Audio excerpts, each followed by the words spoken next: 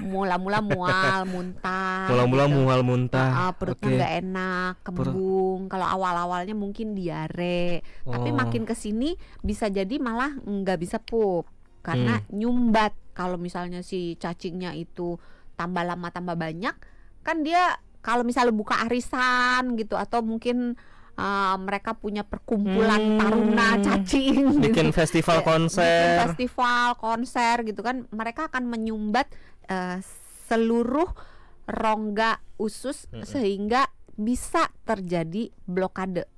Aduh, Jadi nggak bisa lewat tuh. Ada Apa aja nggak bisa ada lewat. penjagaan tuh ya komplit. Ya demo lah sih itu si cacingnya itu gitu kan. Jadi entah makanan, entah kotoran nggak bisa lewat.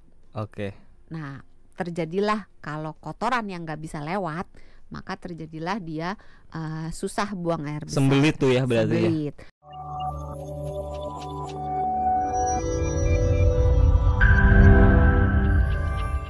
Kondisi seperti apa hingga orang makhluk hidup itu terkena cacingan? Apakah cacingnya jumlahnya banyak atau gimana? Ya, jadi terlepas dari tadi si cacingnya itu jalan masuknya melalui mulut gitu, tertelan dari makanan, dari minuman, atau dari kulit gitu kan, atau dari kuku, terus anak atau lewat benda misalnya tadi yang tadi cacing kremi itu karena kecil bisa ada di spray, di pakaian, bahkan kalau si anak itu misalnya karena kan anusnya akan gatel, anaknya ini akan garuk-garuk kan. Oke. Kadang bisa sampai ke alat kelaminnya, dia garuk-garuk. Nah karena dia garuk-garuk maka telurnya pindah ke kukunya kan. Nah terus misalnya dia pegang mainan, terus kan anak kecil jarang main sendiri, biasanya main rame-rame kan. Nah kalau berbagi mainan akan terjadi kemungkinan penularan. Oke. Atau kalau misalnya dia tangannya itu langsung dipakai buat nyomot makanan, ketelan lagi, maka si anak itu si telurnya balik lagi. Oke. Menginfeksi dirinya lagi gitu. Nah ciri-cirinya bagaimana kita tahu gitu kan ini orang ini kena cacingan atau enggak, pertanyaannya itu kan. Nah sebenarnya susah. Susah. Iya. Kenapa? Karena kalau cacingnya sedikit dan masih baru pindah gitu, baru ngekos di saluran pencernaan kita, itu belum banyak menimbulkan gangguan. Oke. Tapi dengan semakin lama, semakin banyak, mereka kan biasanya berkembang biak tuh. Ada pernikahan antar cacing, tapi nggak semua ya. Ada beberapa cacing yang tidak membutuhkan pasangan untuk bisa bertelur. Memutuskan untuk melajang aja. Enggak. Oh iya bisa juga gitu kalau dia udah child free aja gitu kan. Jadi cacingnya nggak punya keturunan gitu. Tapi biasanya beberapa jenis cacing itu membutuhkan hubungan seksual untuk membuahkan sehingga terjadi telur. Beberapa jenis cacing tidak membutuhkan, dia bisa membuahi dirinya sendiri sehingga bertelur.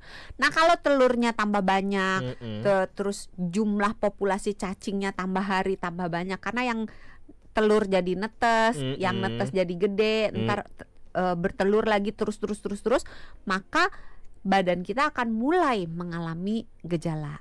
Apa gejalanya? Apa coba? Ya apa, makanya saya tanya malah balik tanya. Gimana, yang dokter kan ibu. Mula-mula mual, muntah. Mula-mula gitu. mual, muntah. Perutnya nggak enak, kembung. Kalau awal-awalnya mungkin diare, tapi makin kesini bisa jadi malah nggak bisa pup karena nyumbat. Kalau misalnya si cacingnya itu tambah lama tambah banyak, kan dia kalau misalnya buka arisan gitu atau mungkin mereka punya perkumpulan taruna cacing, bikin festival konser. bikin festival konser gitu kan, mereka akan menyumbat seluruh rongga usus sehingga bisa terjadi blokade. Aduh. Jadi nggak bisa lewat tuh. Ada apa aja nggak bisa ada lewat. penjagaan tuh ya komplit. Ya demo lah sih itu si cacingnya itu gitu kan. Jadi entah makanan, entah kotoran nggak bisa lewat. Oke. Nah terjadilah kalau kotoran yang nggak bisa lewat, maka terjadilah dia susah buang air besar. Sembelit tuh ya berarti. Sembelit. Nah terus kalau misalnya beberapa jenis cacing itu untuk bisa nempel di dinding usus, kan usus itu seperti selang ya, selalu ada cairan atau makanan atau semacam bubur dari makanan yang sudah kita makan digiling halus jadi bubur. Nah, buburnya itu masuk ke saluran pencernaan kita, ke usus gitu. Kan bergeraknya kayak di pompa peristaltik ya. Jadi kayak di pompa kayak berdenyut gitu. Nah, cacingnya kan nggak mau ke bawah kan. Kalau ke bawah kan lama-lama turun dia akan menjadi feses, kebuang kan. Maka dia akan pegangan. Caranya dia pegangan di dinding usus, dia akan mencengkram dinding usus. Nah, proses mencengkram dinding usus itu akan menimbulkan luka. Jadi kayak dia nyantolin giginya, ngegigit. Ini jangan dibayangin gigi kayak kita ya. Ini biar gampang ngebayanginnya. Dia akan mencengkram, menggigit dinding usus kita supaya dia bisa bertahan diam di situ. Nah, proses menggigitnya itu menimbulkan perdarahan.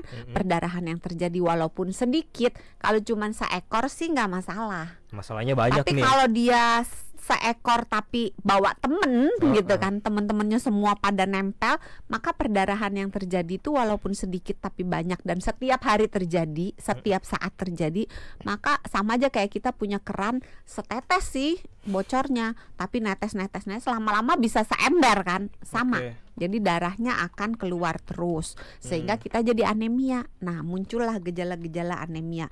Ya lemes, ya orangnya cepet capek, ya orangnya pucet, ya orangnya suka deg-degan, suka kedinginan tangan dan kakinya, rambutnya jelek, kukunya jelek. Jelek nih dalam arti rapuh gitu ya, cepet rontok, ujungnya pecah-pecah kalau rambut gitu. Nah, terus karena si cacing ini beberapa spesies makannya nggak punya sumber makanan lain kecuali makanan yang ada di situ, maka dia akan ikut makan. Ikut makan makanan yang seharusnya buat badannya orang yang punya badan gitu kan.